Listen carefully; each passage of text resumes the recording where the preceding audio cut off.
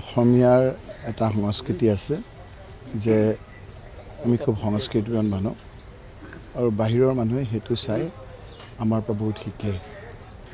আমি কিছুমান কথা হাত হতৰো যেতিয়া আমাৰ ঘৰলৈ আহে আমি বৰপিৰা পাৰি দিয়া নিয়ম, আলহী আহিলে আমি ঘৰত বহাওঁ, লাগিলে আমি তাত মনৰ অমিলেই থাকক।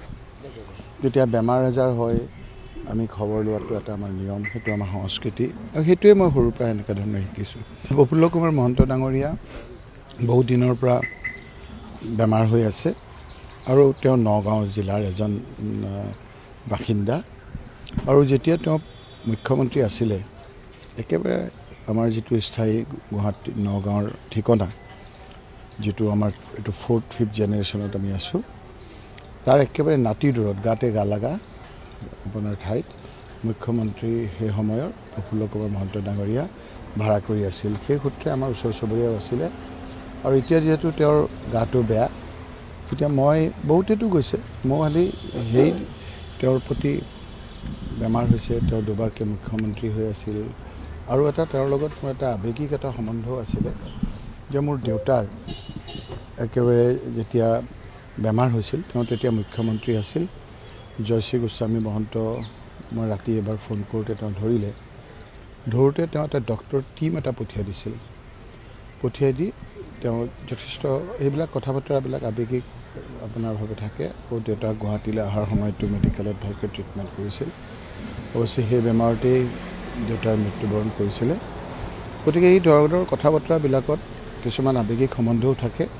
মোৰ ইয়াত কোনো একান্ত ব্যক্তিগত আৰু যদি কিবা ৰাজনৈতিক কথা থাকিলেহেঁতেন তেতিয়া মই অকলে গ'লোহেঁতেন।